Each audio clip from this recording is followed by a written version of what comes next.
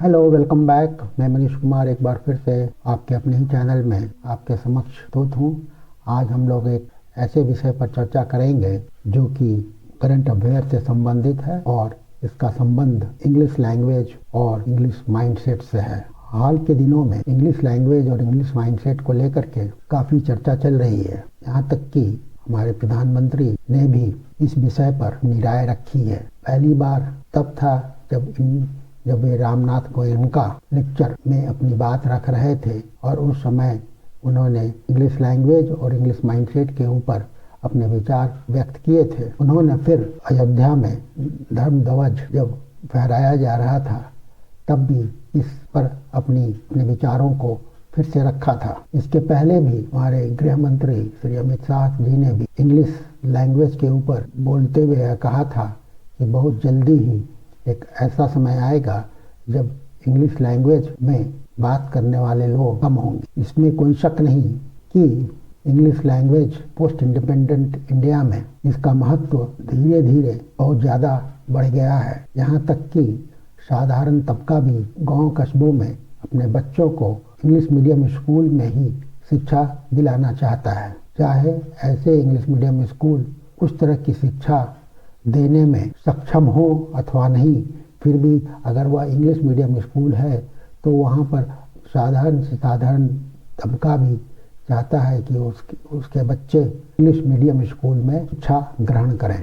इसके ऊपर चर्चा करने के पहले यह आवश्यक हो जाता है कि हम लोग इंग्लिश एजुकेशन का इंट्रोडक्शन भारत में कब हुआ, किस तरह से हुआ, इसका ऐतिहासिक बैकग्राउंड को समझें। ऐतिहासिक दृष्टि से अगर हम देखें तो इंग्लिश एजुकेशन का इंट्रोडक्शन लॉर्ड मैकॉले के मिनट जो कि 1835 में उन्होंने दिया था उस पर आधारित था। अपने मिनट में लॉर्ड मैकॉले, जिनका पूरा नाम था थॉमस बेबिंगटन मैकॉले, उन्होंने यह प्रस्ताव दिया था कि भारत में इंग्लिश एजुकेशन के माध्यम से एक ऐसे वर्ग का निर्माण किया जा सकता है जो कि वाद मत तथा नैतिक मूल्य और उनकी जो इंटेलेक्ट है वह सभी अंग्रेजी होगी। स्पष्ट है कि उसका उद्देश्य भारत में कल्चरल अपलिफ्टमेंट करना नहीं था, अर्थात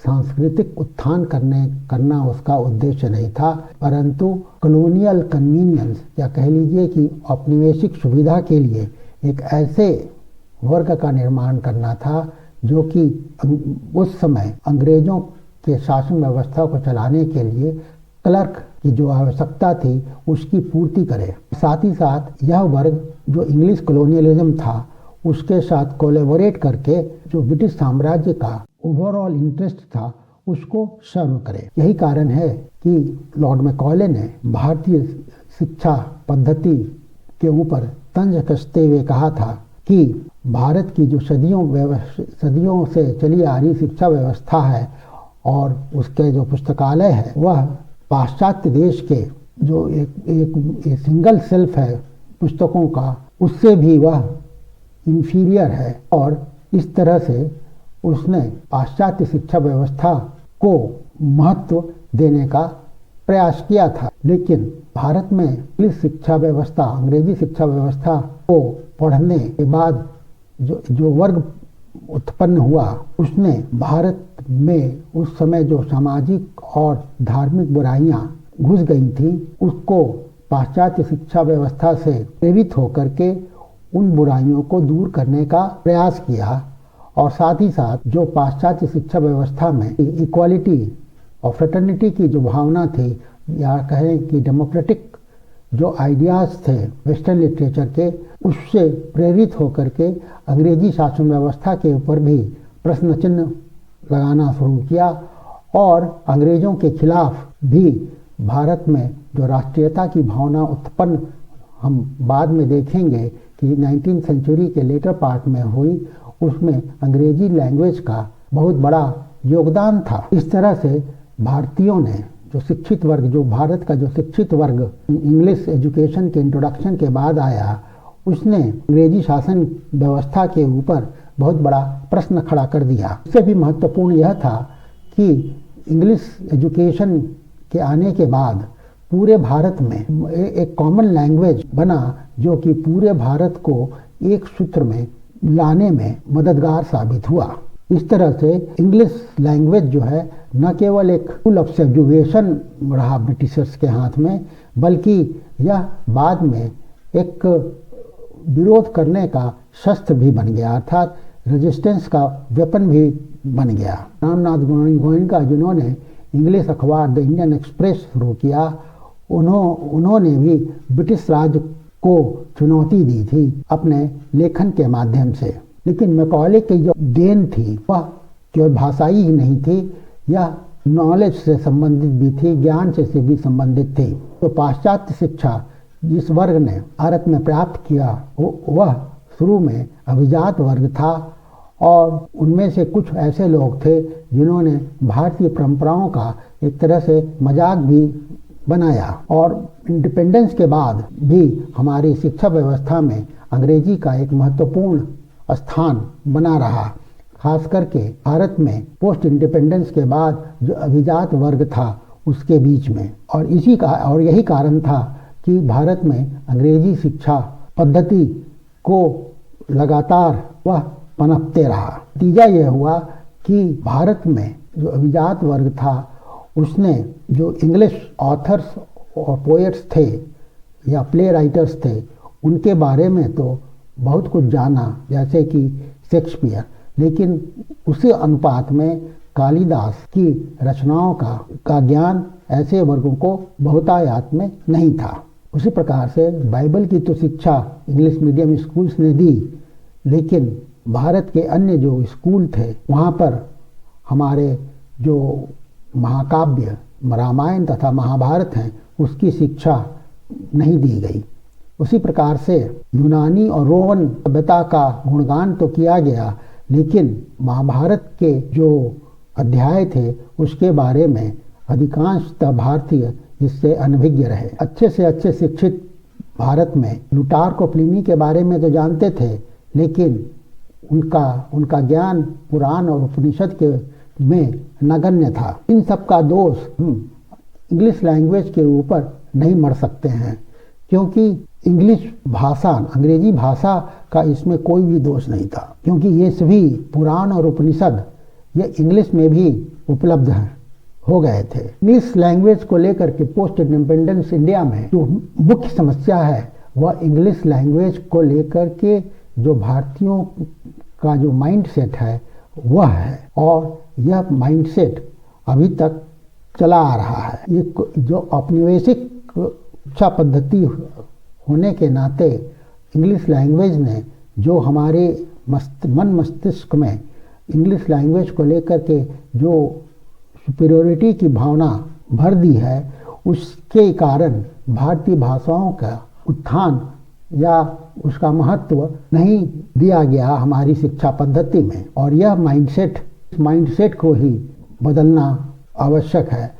और इसी माइंडसेट को के ऊपर रामनाथ गोयनका लेक्चर में प्रधानमंत्री ने भी इशारा किया था। अच्छा तो यह होगा कि हमारी शिक्षा व्यवस्था में जो हमारे मुख्य महाकाव्य हैं महाभारत और रामायण, इसके बारे में भी बच्चों को शिक्षा शुरुआत से ही दी जानी चाहिए, क्योंकि रामायण अगर एक आदर्श की बात करता है मानव जीवन में, तो वहीं दूसरी ओर महाभारत जीवन की वास्तविकता से लोगों को जीवन की वास्तविकता का ज्ञान महाभारत से मिलता है। इसमें कोई शक नहीं है कि इंग्लिश लैंग्वेज ने भारत में अपनी एक अलग स्थान स्थापित की है, और यही कारण है कि भारत का साधारण व्यक्ति भी अपने बच्चों को शिक्षा इंग्लिश मीडियम में दिलाना चाहता है।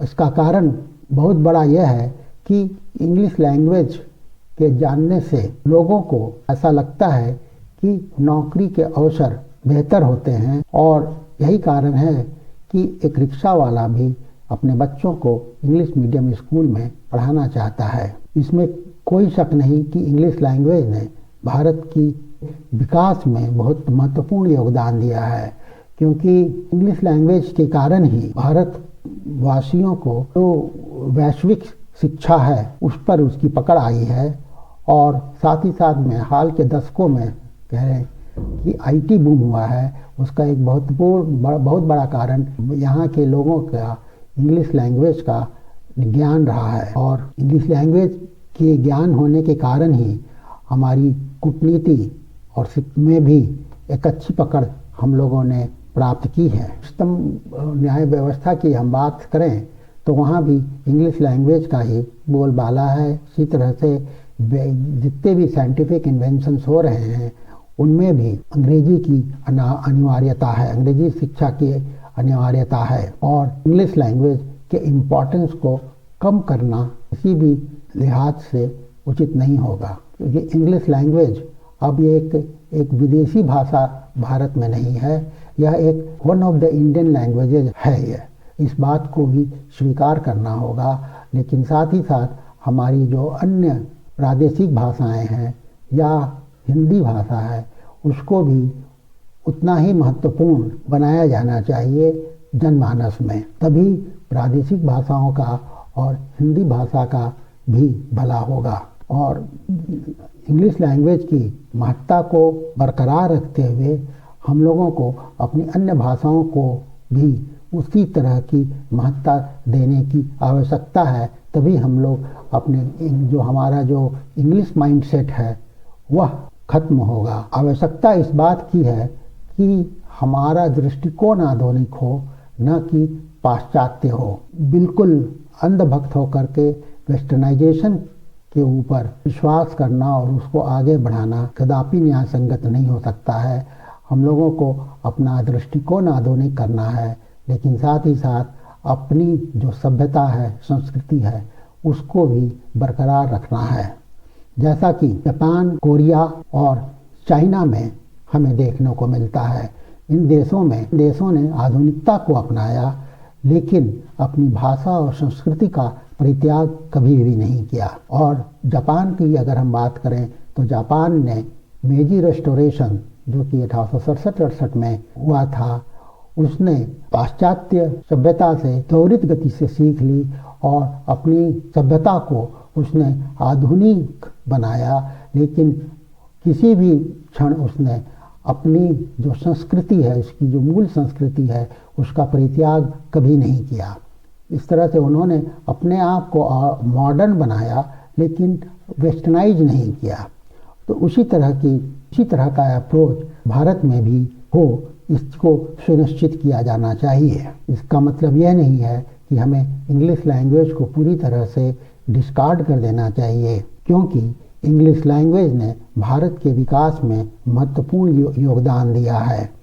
और इसलिए हम लोगों को किसी भी भाषा को पूरी तरह से अबेंडन नहीं करना चाहिए, उसका परित्याग नहीं करना चाहिए, क्योंकि हर भाषा भारत की संस्कृति में, भारत की मिट्टी में घुल मिल गई है। और यह बात अंग्रेजी भाषा के ऊपर भी लागू होती है। हम लोगों को अपनी भाषा संस्कृति को पूरी तरह से विकसित होने का पूर्ण अवसर देना चाहिए।